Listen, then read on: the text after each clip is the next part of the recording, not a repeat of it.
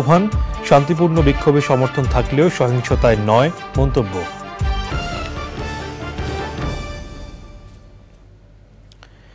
সংবাদ শিরোনামগুলো জানাচ্ছিলাম। এখনকার এই সংবাদ আয়োজন একই সঙ্গে চ্যানেল আইয়ের ইউটিউব চ্যানেলে এবং চ্যানেল আইয়ের ওটিটি প্ল্যাটফর্ম আই স্ক্রিনে লাইভ স্ট্রিম হচ্ছে। এবারে বিস্তারিত।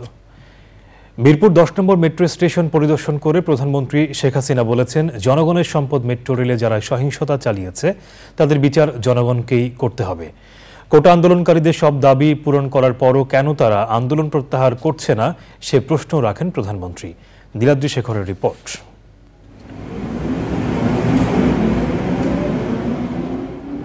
নগরবাসীর যাতায়াত ব্যবস্থায় আশীর্বাদ হয়ে এসেছিল যে স্বপ্নের মেট্রো রেল, সন্ত্রাসীদের হিংস্র থাবায় তা যেন এক ধ্বংসস্তূপ। মেট্রো রেলের প্রবেশপথ থেকে শুরু করে টিকিট কাউন্টার, কাচের জানালা, গন্তব্য ও সময়সূচির মনিটর, কম্পিউটার, ট্রেন যাতায়াত ব্যবস্থাপনা, সিসিটিভি, বলা যায় স্টেশনের এমন কোনো জায়গা নেই যেখানে ভাঙচুর চালিয়ে লুটপাট করা হয়নি। সকালে মিরপুর 10 নম্বর স্টেশনের ক্ষয়ক্ষতি পরিদর্শনে আসেন প্রধানমন্ত্রী শেখ হাসিনা। ঘুরে দেখেন স্টেশনের বিভিন্ন এলাকা, যা এখনও সেদিনের ধ্বংসযজ্ঞের সাক্ষী হয়ে আছে। মেট্রো রেল কর্তৃপক্ষকে প্রয়োজনীয় নির্দেশনা দেন প্রধানমন্ত্রী।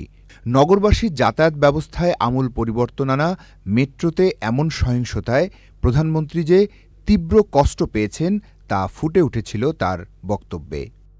ধ্বংসের চিত্র দেখলাম, এটা বিশ্বাস হতে চায় না যে এদেশে মানুষেরা করতে পারে। এই মেট্রো রেলে কি আমি চড়বো? শুধু আমরা সরকার চড়বে? শুধু আমাদের মন্ত্রীরা চড়বে? না সাধারণ জনগণ চলবে? সেটি আমার প্রশ্ন। এর উপকারিতা কারা পাচ্ছেন?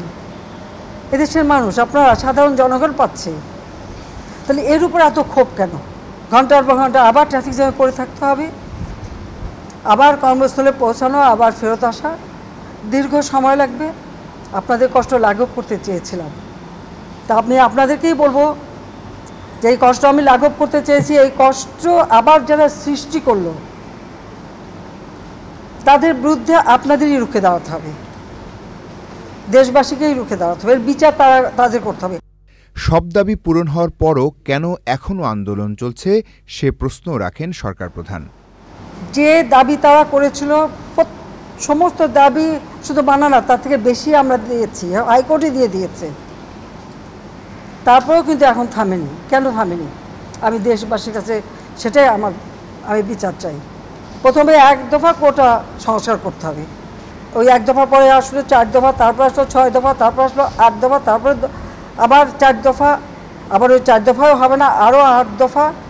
এইভাবে এমন একটা পরিবেশ সৃষ্টি, আর সেই সাথে সাথে এই ধ্বংসযজ্ঞ, মানে এই ধ্বংসযজ্ঞটাকে সুযোগ সৃষ্টি করে দেওয়া।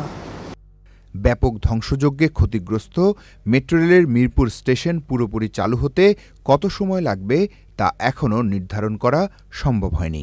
মিরপুর 10-এর এই মেট্রো রেল স্টেশনের এমন কোনো জায়গা নেই যেখানে সহিংসতার ছাপ নেই। হয়তো এটা ঠিক হতে 1 বছর লাগবে, কিন্তু এই মেট্রো রেল জুড়ে যে সহিংসতা চালানো হয়েছে তার ছাপ হয়তো রয়ে যাবে বছরের পর বছর। Niladri Shekhar, channel I, Mirpur station, Dhaka. 7 ঘণ্টা কারফিউ শিথিল করে অফিস আদালত খোলার দ্বিতীয় দিনেও রাজধানীর সড়কগুলোতে ছিল যানবাহনের ভিড়। যানজটে নাকাল হয়েছে সাধারণ মানুষ। গন্তব্যে পৌঁছাতে ঘণ্টার পর ঘণ্টা রাস্তায় আটকে ছিলেন অফিস ফেরত মানুষ। রাজধানীকে স্বাভাবিক ছন্দে ফেরাতে দ্রুত মেট্রো রেল চালুসহ ইন্টারনেট সেবা পুরোপুরি সচল করার দাবি জানিয়েছে নগরবাসী। বাংলাদেশে কোটা সংস্কার আন্দোলন ঘিরে সাম্প্রতিক সহিংসতার নিন্দা জানিয়ে শান্তিপূর্ণ পরিবেশের জন্য সবাইকে সংযত আচরণের আহ্বান জানিয়েছে যুক্তরাষ্ট্র। মার্কিন স্টেট ডিপার্টমেন্টের নিয়মিত ব্রিফিংয়ে মুখপাত্র ম্যাথিউ মিলার সাংবাদিকদের বিভিন্ন প্রশ্নের উত্তরে বলেন, শান্তিপূর্ণ বিক্ষোভকে যুক্তরাষ্ট্র সমর্থন করলেও সব ধরনের সহিংসতার নিন্দা জানায়।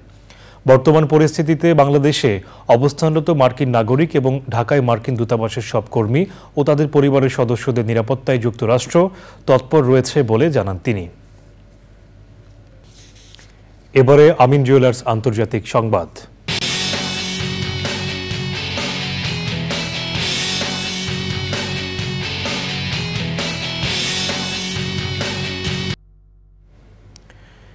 মার্কিন প্রেসিডেন্ট নির্বাচনে ডেমোক্রেটিক পার্টির সম্ভাব্য প্রার্থী কামালা হ্যারিসকে কট্টর বামপন্থী উম্মাদ বলে অভিহিত করেছেন তার নির্বাচনী প্রতিপক্ষ রিপাবলিকান পার্টির প্রার্থী ডোনাল্ড ট্রাম্প। ট্রাম্প বলেন, কামালা অভিবাসন, গর্ভপাত সহ সব বিষয়ে একের পর এক ভুল সিদ্ধান্ত নিয়েছেন। দেশবাসীর উদ্দেশ্যে দেয়া ভাষণে সবাইকে গণতন্ত্র রক্ষায় একসঙ্গে কাজ করার আহ্বান জানিয়েছেন প্রেসিডেন্ট জো বাইডেন। আসছে নভেম্বরে প্রেসিডেন্ট নির্বাচনের প্রার্থিতা থেকে সরে দাঁড়ানোর ঘোষণা দেওয়ার পর এটাই দেশবাসীর উদ্দেশ্যে জো বাইডেনের দেয়া প্রথম ভাষণ। এবারে এক্সিম ব্যাংক বাণিজ্য সংবাদ।